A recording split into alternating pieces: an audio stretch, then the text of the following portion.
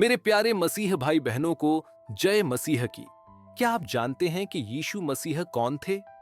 आज मैं आपको उनके जीवन की पूरी यात्रा सुनाने वाला हूं, उनके जन्म से लेकर क्रूस पर चढ़ाए जाने तक। जिस धर्म को हम ईसाई या क्रिश्चियन धर्म के नाम से जानते हैं, उसकी नींव प्रभु यीशु मसीह ने रखी थी। उन्हें पुराने जमाने के भविष्यद्वक्ताओं की परंपरा में एक महान पैगंबर माना गया। इब्रानी भाषा में उनका नाम यीशु, यीशुआ या यीशु बताया गया है। अंग्रेजी में उच्चारण बदलकर यह जेशुआ हो गया और समय के साथ वही जीसस कहलाया। तो चलिए अब हम जीसस क्राइस्ट के जीवन की कहानी को विस्तार से जानते हैं। ईसा मसीह के जन्म को लेकर लोग अलग अलग सोच रखते हैं। इसके बारे में 4 प्रमुख सिद्धांत बताए जाते हैं। पहले सोच के अनुसार उनके माता पिता नाजरत में रहते थे और वहीं से वे बेथलहेम आए, जहां एक स्थान पर यीशु का जन्म हुआ। कहा जाता है कि उस समय मरियम कुंवारी थीं और वे बढ़ई यूसुफ की पत्नी थीं। यीशु के जन्म के समय कुछ स्वर्गदूत बेथलहेम पहुंचे और उन्हें मसीहा कहकर पुकारा। साथ ही कुछ चरवाहे उनकी प्रार्थना करने आए। यह भी माना जाता है कि जन्म से एक दिन पहले गैब्रियल स्वर्गदूत यूसुफ की पत्नी मरियम के सामने प्रकट हुए और कहा, धन्य हैं आप, क्योंकि ईश्वर के पुत्र की माता बनने के लिए आपको चुना गया है। यह सुनकर मरियम आश्चर्यचकित रह गईं। जैसे बाइबल में लिखा है, मत्ती 1:23 में, एक कुंवारी गर्भवती होगी और एक पुत्र जनेगी और उसका नाम इम्मानुएल रखा जाएगा। इम्मानुएल का अर्थ है परमेश्वर हमारे साथ है। कहा जाता है कि इसके बाद राजा औगुस्तुस ने आदेश दिया कि पूरे राज्य में जनगणना हो। लोग यरूशलेम जाकर अपना नाम दर्ज करा रहे थे। यीशु के माता पिता भी उसी उद्देश्य से वहां पहुंचे। लेकिन बेथलहम के पास पहुंचते ही माता मरियम ने यीशु को जन्म दिया। दूसरे सोच के अनुसार, जिसे मत्ती की किताब के अनुसार कहा गया, यीशु का जन्म बेथलहम में ही हुआ। मगर उस समय के राजा हेरोद ने 2 वर्ष से कम उम्र के सभी बच्चों को मार डालने का आदेश जारी कर दिया था। यह जानकर यीशु का परिवार वहां से मिस्र चला गया और कुछ समय बाद नाजरत में आकर बस गया।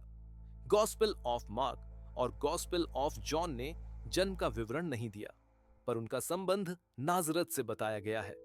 ईसाई धर्म ग्रंथों के अनुसार माता मरियम गलीलिया प्रांत के नाजरत गांव की रहने वाली थी।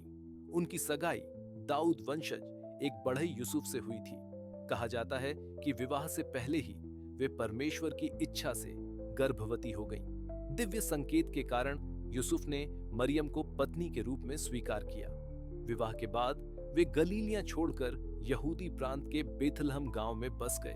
वहीं यीशु मसीह का जन्म हुआ, लेकिन राजा हेरोद के अत्याचार से बचने के लिए परिवार मिस्र चला गया और जब हेरोद की मृत्यु हुई तब वे फिर से बेथलहम लौट आए। जैसे बाइबल में लिखा है, मत्ती 1:24 में, यूसुफ ने जैसा प्रभु के दूत ने उसे आज्ञा दी थी वैसा ही किया और अपनी पत्नी को अपने पास ले आया। जो भी हो, इतना स्पष्ट है कि यीशु के माता पिता नाजरत के रहने वाले थे और उनका जन्म बेथलहम में हुआ। वे बेथलहम क्यों गए, यह अब भी रहस्य बना हुआ है। जब यीशु लगभग 12 वर्ष के थे तब उन्हें यरूशलेम में यहूदी पुजारियों से ज्ञान विचार करते देखा गया। स्वयं यीशु भी यहूदी थे, लेकिन पुजारियों से चर्चा के बाद वे कहां गए, इसका कोई उल्लेख नहीं मिलता। बाइबल में 13 से 29 वर्ष की उनकी उम्र का कोई वर्णन नहीं मिलता। ऐसा कहा जाता है कि कुछ समय बाद उन्होंने यूसुफ का काम अपना लिया और लगभग 30 वर्ष की आयु तक नाजरत में रहकर बढ़ईगिरी करते रहे। उनकी वास्तविक कथा तब शुरू होती है जब वे 30 वर्ष की आयु में यूहन्ना नामक संत से बपतिस्मा ग्रहण करते हैं। इसके बाद उन्होंने लोगों को उपदेश देना शुरू किया। उनके विचार यहूदी धर्म की परंपरागत मान्यताओं से अलग थे। जब उन्होंने नबूवत का दावा किया तो यहूदी कट्टरपंथियों में असंतोष फैल गया। फिर भी आम जनता के बीच वे लोकप्रिय हो गए। लोग मानने लगे कि यही वह मसीहा है जो उन्हें रोमन साम्राज्य की गुलामी से मुक्त कराएंगे। जैसे बाइबल में लिखा है, मरकुस 1:5 में, और यहूदिया के सब लोग और यरूशलेम के सब निवासी उसके पास जाते और अपने पापों को मानकर यर्दन नदी में उससे बपतिस्मा लेते थे। उस समय यहूदी बहुल राज्य पर रोमन सम्राट तिबेरियस का शासन था, जिसने पिलातुस नामक गवर्नर को नियुक्त किया हुआ था। यहूदी मानते थे कि वे राजनीतिक रूप से पराधीन हैं और 400 वर्षों से उस मसीहा की प्रतीक्षा कर रहे हैं जो उन्हें गुलामी से मुक्ति दिलाएगा। इसी बीच सन 27 ईस्वी में यूहन्ना बपतिस्ता ने यह संदेश देना शुरू किया, जैसे बाइबल में लिखा है, मत्ती 3:2 में, पश्चाताप करो क्योंकि स्वर्ग का राज्य निकट है। इस संदेश ने यहूदियों के दिलों में आशा की नई किरण जगा दी। ऐसे वातावरण में जब यीशु मसीह ने सहज भाषा में उपदेश दिए और जरूरतमंदों की सहायता की, तो लोगों को विश्वास होने लगा कि वही सच्चे मसीहा हैं। वे शीघ्र ही जनता के बीच लोकप्रिय हो गए। उनकी बढ़ती प्रतिष्ठा से कट्टर यहूदी और रोमन शासक दोनों ही चिंतित हो उठे।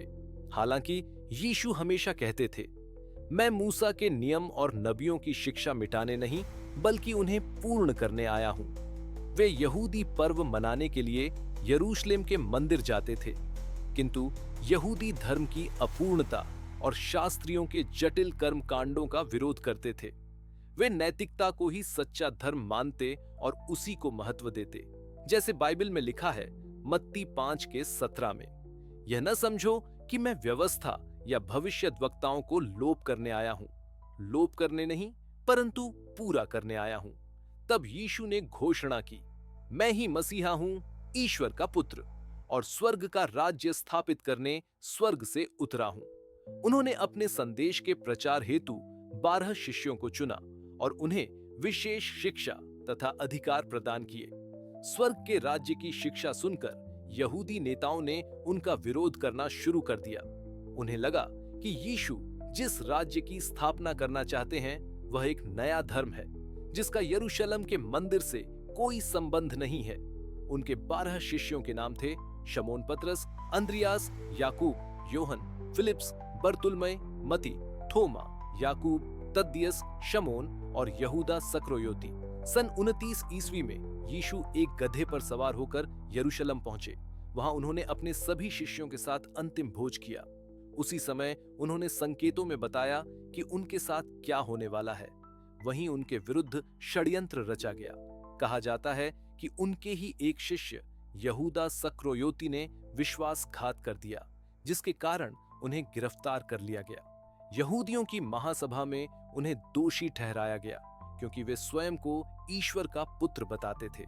राजा पिलातुस ने दबाव में यहूदियों का निर्णय मान लिया और राज्य में अशांति न फैले, इस कारण यीशु को सूली पर चढ़ाने का आदेश दिया।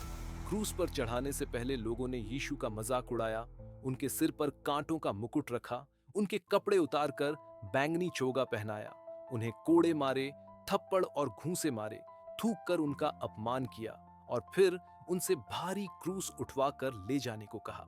यीशु स्वयं वह क्रूस उठाकर उस स्थान तक चले जहां अंततः उन्हें सूली पर चढ़ाया गया। जिस स्थान पर यीशु मसीह को सूली पर चढ़ाया गया उसे गोलगोथा कहा जाता है। यह स्थान इजराइल की राजधानी यरूशलेम में स्थित है और ईसाई धर्म के लिए पवित्र माना जाता है। इसे हॉल ऑफ द कैलवरी भी कहते हैं। यहाँ चर्च ऑफ फ्लैजिलेशन स्थित है। चर्च ऑफ फ्लैजिलेशन से लेकर होली स्कल्पचर तक का मार्ग पीड़ा का मार्ग कहलाता है, जिसके दौरान 9 ऐतिहासिक और पवित्र स्थल आते हैं। चर्च ऑफ फ्लैजिलेशन को वही स्थान माना जाता है जहां सार्वजनिक रूप से यीशु की निंदा की गई और फिर उन्हें गोलगोथा की पहाड़ी पर क्रूस पर चढ़ा दिया गया। प्रभु यीशु मसीह का सबसे बड़ा संदेश था मानवता से प्रेम करना।